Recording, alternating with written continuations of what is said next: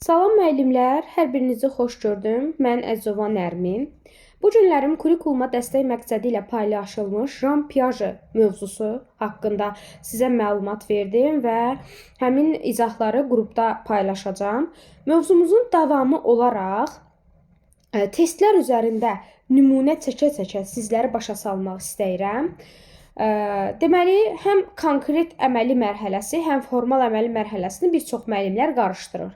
Gəlin görək, yadımıza salaq ki, Piaget'in ümumiyyətlə 4 mərhələsi var idi. Hansılar idi onlar? Hissi hərəki, ilkin əməli, konkret əməli və formal əməli. Düzdürmü? İndi biz bunları bir neçəsinin nümunəsini test üzərində müzakirə eləyəcəyik. Deməli, ilk növbədə 24-cü sualda maraqlı belə bir sual var və istəyirəm ki, onun izahını sizlər də görəsiniz. Konkret əməli mərhələsi ilə formal əməli mərhələsini qarışdırırlar. Çünki konkret əməli mərhələsi induktiv düşünməyə əsaslanır, formal əməli mərhələsi deduktiv düşünməyə əsaslanır. İndi gəlin görək, bu induktiv, deduktiv sözünün mənası nədir? Mütləq formada mən bunu başa salmalıyam. Çünki bir çox müəllimlərin ən çox da qarışdırdığı elə məqam məhz induktiv, deduktiv mühakimədədir. Gəlin baxaq. Deməli, deyir ki, birinci hökm, ikinci hökm. Hər zaman belə hökmlər, hökm fikir deməkdir. Hər zaman belə hökm sözünü görməyə də bilərsiniz siz. Yəni, bunlar olmaya da bilər. Yəni, o pişi situasiya verə bilər. Tamam, gəlin o zaman baxaq. Birinci hökm nə deyir? Göyərçin quşdur və uça bilir. Dəvə quşu isə quş olsa da uça bilmir. Baxın, müəllimlər, burada cavabımız induktiv düşünmə olacaq. Yəni, konkret əməli mərhələsi. Amma gəlin, sualı tam ətraflı yaxından izləyək. İnduktiv mühakimə, induktiv fikir. Bu fikirdə illaki birinci xüsusi nəyinsə adı çəkilməlidir. Nəyinsə uyğun nümunə göstərməlidirlər. Fərqi yoxdur, insan adı ola bilər, nə bilim bir şair adı, əsər yazan adı, nə bilim bir əsər adı, ümumiyyətlə nəyinsə nümunə çəkə bilərlər. Amma bəzən müəllimlər deyirlər ki, müəllimə, bəs orada heyvan adı görürük, əşyaya uyğun nümunə çəkiblər. Yəni, hər tipdə sualla qarşılaşa bilərsiniz. Baxın, burada birinci xüsusi olaraq göyərçin və dəvə quşu haqqında bir nümunə veriblər ki, göyərçin quşdur, uça bilir, dəvə quşu isə quş olsa da amma uça bilmir. Sonda nəticəyə gəlirlər ki, bu artıq ikinci fikirdir. Bunlar birinci fikirdir, birinci fikir. Və artıq sonda nəticəyə gəlirlər ki, deməli, heç də bütün quşlar uça bilmir. Həqiqətən də bu ümumi bir mühakimədir. Ümumi bir fikirdir ki, həqiqətən də dünyada, yəni belə deyək də, quş adı olsa da, amma bəzi quş növləri var ki, uça bilmir.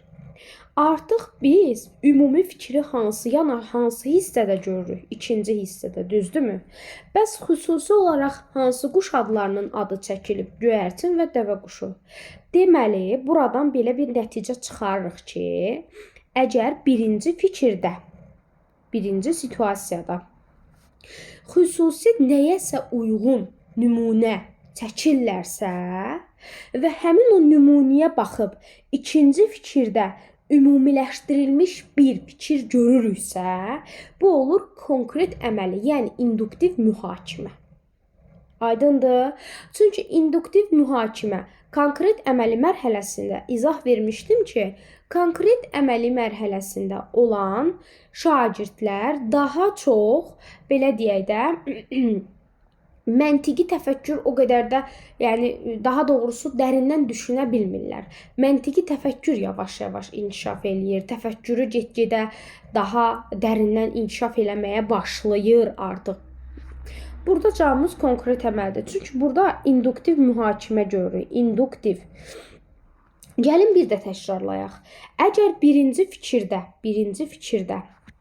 biz birinci fikirdə xüsusi olaraq əşya adı da ola bilər, insan adı da ola bilər, heyvan adı da ola bilər. Hər şeyə nümunə çəkə bilərlər. Əgər nəyəsə uyğun, xüsusiləşdirilmiş orada fikir görürsünüzsə, Hə, bu olacaq induktiv. Amma ikinci yanaşmada, ikinci fikirdə ümumiləşdirilmiş həmin bu birinci fikrə baxıb ümumi ortaya bir nəticə çıxarırıqsa, bu da olur belə deyək də, ümumi qayda.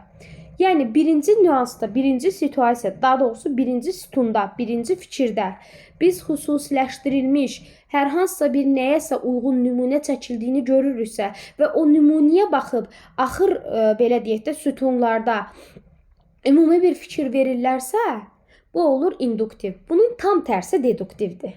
Yəni formal əməli. İndi onu daha ətraflı suallar üzərində nümunə şəklində göstərəcəm sizə.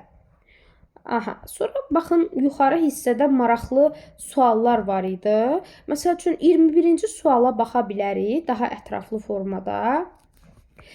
Deyir ki, fikirlərimizə baxın. Baxın, diqqətli olmaq lazımdır müəllimlər. Ən əsası sizə burada lazım olan şeylər bu fikirləri bir-birindən ayırd eləməkdir. Bu nəticəyə baxmaqdır. Yəni onları bir-birindən ayırd edə biləcəksinizsə, mütləq formada burada rahatlıqla cavabı tapmaq olur. Gəlin fikrimizə baxaq. Birinci hökmdə nə deyir? Deyir, orqanik məhsulların tərkibində insan orqanizmi üçün faydalı elementlər var. Orqanik məhsulların tərkibində. Yəni burada xüsusi olaraq bir məhsul adı dedi, orqanik məhsulları. Xüsusi deyir, orqanizm üçün faydalı elementlər var. İkinci hökmə baxırıq. Qidaların bir çoxu doyumlu olsa da, amma insan orqanizmi üçün heç bir faydası yoxdur. Deməli, heç də bütün qidalar insan üçün faydalı deyil. Bəli, müəllimlər, burada da cavabımız induktiv olacaq. İnduktiv. Yəni, induktiv hardaydı?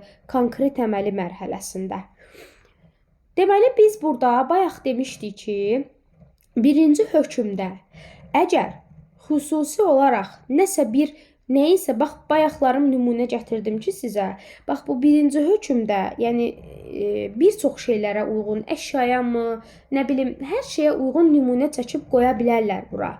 Orqanik məhsulların tərkibində deyir, insan orqanizmi üçün faydalı elementlər var.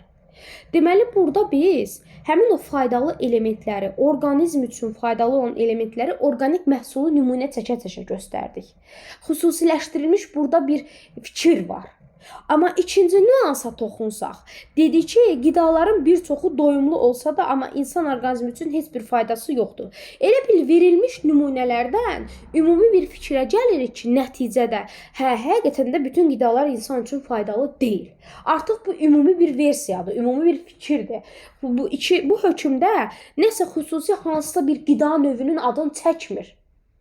Birinci sütunda xüsusi nəyəsə uyğun, məsəl üçün, burada söhbət nədən gedir? Qidalar, insan orqanizmi üçün faydalı olan qidaları. Biz həmin o deyilmiş fikri nəyinsə üzərində nümunə göstərməliyik. O da oldu orqanik məhsulların içərisində. Burada orqanik yox, tropik məsəl üçün məhsullar ola bilər, fərqli, yəni qida məhsulları görə bilərsiniz də. Yəni, burada əsas məsələ bilirsiniz nədir? Yenə deyirəm. Qidaların insan həyatı üçün, insan orqanizmi üçün faydası. Və biz bu faydanı hansısa bir belə deyək də məhsulmu, ərzaqmı, onun üzərində nümunə gətirməliyik bu fikri. O da birinci hökmdə görürük. Birinci hökmdə, birinci fikirdə, yəni birinci sütunda orqanik məhsullar haqqında, orqanizmə olan belə deyək də faydaların, zərərlərin danışır da. Axırda fikrə gəlir ki, həqiqətən də bütün məhsullar insan üçün faydalı deyil. Yəni bu ümumi bir fikirdir. Ümumi, obşi bir fikirdir. Bu nümunə deyil. Artıq bu bir qaydadır həqiqətən də. Ona görə də cavabımız olur induktiv, yəni konkret əməli mərhələsi. Daha sonra maraqlı nümunələr çəkmək istəyirəm. Burada belə deyək də çoxdur situasiyalar. 9-cu suala da baxaq. Bir neçə suallar üzərində nümunə gətirək. Tam mənimsədiyinizə əmin olandan sonra izahı yekunlaşdıracağam. 9-cu suala ətraflı göz yetirək. Deməli, bizdən nəyi soruşur? Yenə induktiv, deduktiv. Baxın, görürsünüz, qarşısında belə bir şeylər də görə bilərsiniz. Dediyim kimi bayaqlarım. İnduktiv mühakimə nəyə aid oldu? İnduktiv desə konkret əməli, deduktiv desə formal əməli olur. Əsas siz bunların kökünü bilməlisiniz ki, həmin bu hissələri də tapa biləsiniz və imtahanda deduktiv, induktiv çox düşür. Yəni siz bunu bilsəz, onun konkret və ya formal əməli olduğunu tapa biləsiniz. 9-cu sualı oxuyuruq. Birinci hökm, birinci fikrimizə baxırıq. Aha. Birinci fikrimizdə bizə nə deyir? Deyir ki, təsirli halda olan söz haranı sualına cavab verdikdə cümlədə tamamlıq olur. Aha. Baxın, indi sizə bir söz deyəcəm. Burada siz qayda görürsünüz, yoxsa nəsə bir nümunə görürsünüz? Əlbəttə ki, bu Azərbaycan dilinə məxsus olan bir ümumi qaydadır. Təsirli halda olan söz haranın sualına cavab verdikdə cümlədə tamamlıq olur. Bəli, həqiqətən Azərbaycan dilində deyilmiş ümumi bir fikir və qaydadır ki, təsirli halda olan söz haranın sualına cavab verdikdə tamamlıq olur. İndi biz birinci fikirdə nə gördük? Qayda gördük yoxsa nümunə? Əlbəttə ki, qayda. Aha. İkinci hökmə baxırıq, ikinci fikrimizə baxırıq. İstanbulu sevirəm cümləsində, diqqətli olaq. İstanbul sözü haranın sualına cavab verir. Deməli, nəticəyə dönəm veririk. İstanbul sözü cümlədə tamamlıq vəzifəsində işlənmişdir. Məncə bu sualdan sonra daha ətraflı başa düşə bilərsiniz. Burada cavabımız deduktiv olacaq. Deduksiya formal əməli mərhələsi. Nəyə görə? Çünki dedik ki, birinci əgər fikirdə, həmin bu hissədə birinci fikri aydınlaşdırmaq əsas şərtlərdən biridir. Əgər siz buranı aydınlaşdıra bilsəz, söhbət hansı əməldən, deduktivdən, induktivdən gedirmi, onu rahatlıqla tapa biləcəksiniz. Bax, oxuduq ki, təsirli halında olan söz haranın sualına cavab verir. Düzdürmü? Bu dedik ki, ümumi bir qaydadır. Əgər qayda birinci sütunda gəlsə, onda cavab nə olur? Deduktiv. Bəli, deduktiv. Yaxşı, ona nə nümunə çəkdilər ikinci fikirdə? İstanbulu sevirəm. Burada İstanbulu sevirəm yox, başqa bir söz birləşməsi də ola bilərdi. Başqa bir söz birləşməsini də yerləşdirib həmin o qaydaya uyğun nümunə göstərə bilərdilər. Deməli, burada deduktivdir. Amma bunun tam tərsi olsaydı, əgər ikinci fikirdəki fikir birinciyə qoyulsaydı, onda induktiv olacaqdı. Cavabımız olur deduktiv. Daha sonra, məsəl üçün 11-ci suala baxırıq. Yaxınlaşdıraq. Daha ətraflı. Dəqiqə. Baxaq. Aha. 11-ci sualımızı oxuyuruq. Deyir ki, birinci fikrimizə baxırıq. Ədəbi dilin qrammatik normasına görə müəyyən miqdar saylarından sonra gələn isimlər təkdə işlənməlidir. Yenə, baxın, 9-cu sualdakı kimi Azərbaycan dilinə məxsus qaydadır. Ədəbi dilin qrammatik dil normasına görə müəyyən miqdar saylarından sonra gələn isimlər təkdə işlənməlidir. Biz burada nümunə görmürük. Çünki həqiqətən də Azərbaycan dilinə məxsus bir qaydadır. Bir termin deməyək, bir qayda deyək və ümumiləşdirilmiş bir qaydadır. Həqiqətən də ədəbi dilin qrammatik normasına görə indi Azərbaycan dil müəllimləri daha yaxşı bilər. Çünki Azərbaycan dilinə uyğun çəkilmiş bir situasiyadır. Amma onu vurğulayım ki, imtahanda hər kəsin öz ixtisasına uyğun situasiyalar belə qoyacaqlar induktiv, deduktivdə. Yaxşımı? Deməli, həqiqətən də normasına görə müəyyən miqdar saylarından sonra gələn isimlər təkdə işlənməlidir. İndi gəlin görək bu ümumi bir qaydaya nəyi nümunə göstəriblər? İkinci hökmə baxırıq. İkinci hökm. 5 kitablar birləşməsində saydan sonra gələn isim cəmdə işlənmişdir. Baxın, nəticə etibarilə deməli, bu cümlədə ədəbi dilin qrammatik norması pozulub. Baxın, verilmiş qaydaya uyğun nümunəyi nəyin üzərində göstərdilər? 5 kitablar birləşməsində. Burada 5 kitab yox, 6 dəftərlər də ola bilər, 7 dəftərlər də ola bilər, fərqi yoxdur. Yəni, ümumiyə uyğun, xüsusi nəyisə nümunə göstərdim. Birinci qayda harda gəldi? Hansı sütunda gəldi? Birinci sütunda. Və bu zaman birinci sütunda qayda, ikinci sütunda ona uyğun nümunə çəkilərsə, nə olurdu cavabımız? Əlbəttə ki, induksiya, deduksiya, üzr istəyirəm, bağışlayın, deduktiv düşünmə. Yaxşı, bəs bunun tam tərsi nə ola bilər sizcə? Tam tərsi nə olacaq? Tam tərsi olacaq induksiya. Əgər birinci, bax bu fikir birincidə gəlsəydi, yəni nümunə birinci, qayda sonuncu gəlsəydi, əlbəttə ki, bu zaman induktiv olacaqdı. Burada isə cavabımız deduksiyadır. Çünki bayaq vurğuladığımız kimi qayda birinci sütunda gəldi, yuxarı hissədə gəldi və ona uyğun nümunə çəkdilər. Ona görə də cavabımız olur deduksiya. Aha. Gəlin bir neçə sualların izahına da əsas bu induktiv, deduktivi mən sizə başa salmaq istəyirəm. Yəni bunu bilsəz digərləri izahlara baxıb rahatlıqla testləri yaza biləcəksiniz. Aha, deməli 20-ci sual da maraqlıdır. 20-ci suala da baxaq. Aha, bax görürsüz müəllimlər, burada nə birinci hökm, nə ikinci hökm, nə nəticə yazılmış bir söz görmürük. Sadəcə ümumi bir situasiya var burada. Belə suallar imtahana düşür. Nəyə görə? Çünki biraz bu tipli suallar mürəkkəb suallardır və burada biz özümüz birinci fikir hansıdır, ikinci fikir hansıdır, sonda nəticə hansıdır, onu özümüz ayırd eləməliyik. Gəlin baxaq. Deyir, uşaq yeni köçdüyü şəhərdə müşahidə edir ki, şəhərin bəzi sakinləri, bax uşaq burada artıq nümunədir. Uşaq fikir verir ki, yəni sanki gözünün qarşısında o nümunələri izləyir, o görür onu, hadisələri müşahidə edir. Müşahidə edir ki, şəhərin bəzi sakinləri bazar günü dənizkənarı parkda ailələrlə birlikdə gəzintiyə çıxırlar. Bəziləri yoldaşları ilə müxtəlif oyunlar oynayırlar. Sonra şagird nəticəyə gəlir ki, baxın bu birinci fikirdir müəllimlər. Çünki şagird nümunə olaraq görür, müşahidə eləyir ki, bəzi ailələr gəzir, bəzi ailələr dəniz parkda gedir, oynayırlar, uşaqlar və sonda nəticəyə gəlir ki, bayaq məsəl üçün buradakı kimi, yəni sanki düşün ki, nəticə və hökmləri yoxdur da, bildiyimiz situasiyadır. Buradakı kimi nəticəyə gəlmək yoxdur. Yəni burada nəticəni biz özümüz ayırd etməliyik. Deyir ki, o sakinlərin həyat tərzi haqqında belə bir fikrə gəlir. Artıq şagird baxdığı şeylərdən, nümunələrdən, gördüyü şeylərdən bir qayda çıxarır ki, bir sonda nəticəyə gəlir ki, həqiqətən də o sakinlərin həyat tərzi haqqda belə bir fikrə gəlir ki, həftə sonu onlar açıq havada keçirməyə üstünlük verirlər. Bu artıq o hamıya aid olmuş bir fikirdir. Həmin şagirdin müşahidə elədiyi, gördüyü, belə deyək də, nümunələrdən hadisələrdən nəticə çıxarıb sonda bir qaydaya gəlir ki, həqiqətən də burada yaşayan insanlar həftə sonu gəzintiyə çıxırlar. Bu nə olacaq? Konkret əməli mərhələ. Çünki induktiv var burada. Birinci nə gəldi? Nümunə birinci gəldi. Sonda nəticə uşağı qaydanı nəticədə çıxartdı. Ona görə olur induktiv, yəni konkret əməli mərhələsi. Sonra bir dənə də sualın izahına aydınlıq gətirim. Ondan sonra yekunlaşaq.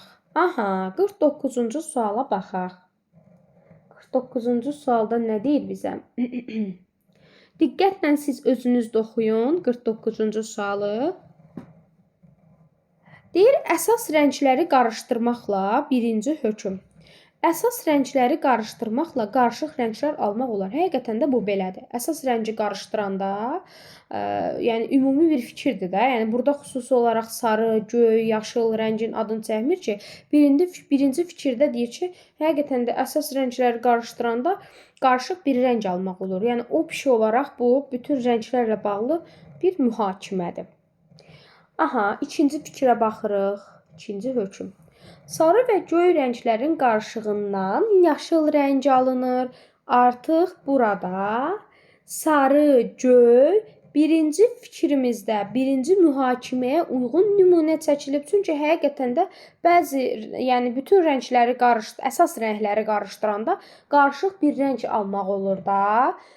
Yəni bu ümumi bir, belə deyim də, deyimdir, fikirdir. Yəni ümumi bir mühakimədir, ümumi bir anlayışdır. Və mən ona uyğun nümunə çəkirəm ki, sarı və göy rəngləri qarışdıranda yaşıl rəng alınır. Deyilmiş fikrə nümunə çəkdim. Axırda da deyir ki, deməli yaşıl rəng qarışıq rəngdir. Xüsusi sözləri, xüsusi bir belə deyək də, nümunəni harda gördük? Hansı sütunda gördük? İkinci sütunda. Birinci sütunda nə gəldi? Ümumi qayda yəni. Burada nə olur cavabımız? Belə olanda nə olurdu? Deduktiv. Deduktiv hansındaydı? Formal əməli mərhələsində. Yadınızda saxlayın müəllimlər. Formal əməli dedik ki, konkret əməliyə nisbətən daha çətindir və mürəkkəbdir. Çünki formal əməli mərhələsində birinci qayda olur. Qaydaya uyğun nümunə gətirmək çox çətindir həqiqətən. Gərək şagirdin təfəkkürü çox dərindən inkişaf eləyə. Bütün necə deyim, onda inkişaf prosesləri, o mərhələlərin hamısını keçməlidir də. Yəni artıq 12 yaşdan yuxarı bir şagirdin bacaracağı bir şeydir bu. Ona görə də formal əməlidir. Amma konkret əməlində necə idi? Adi bir nümunəyə axırda bir qayda gətiririk. Məsəl üçün demişdik ki, tutalım sadə bir nümunəyə yenə toxunum. Tutalım deyirik ki, məsəl üçün kitab isimdir. Məsəl üçün belə deyək də, əşyadır, istifadə edəcəyimiz əşyadır. Axırda da fikrə gəlirik ki, hə, kitab burada isimdirsə, deməli isim əşyanın adını bildirir. Yəni nümunəyə uyğun qayda gətirmək, sonda bir nəticə gətirmək, bu biraz o birisinə nisbətən sadədir. Amma formal əməli mərhələsində, yəni qayda verilir və sənin təfəkkürün çox geniş, dərindən inkişaf eləməlidir ki, nəsə bir ona uyğun nümunə gətirəsən, situasiya gətirəsən. Ona görə də formal əməli konkret əməliyə nisbətən daha çətin və mürəkkəb olur. Yəni burada artıq şagirdin təfəkkürü tam inkişaf edir. Yəni 12 yaşdan yuxarı məsəl üçün get-gedə, yəni sən formalaşırsan, böyüyürsən, həmçinin təfəkkürün inkişaf etmiş olur. Sağ olun müəllimlər, növbəti izahlarda görüşmək ümidi ilə.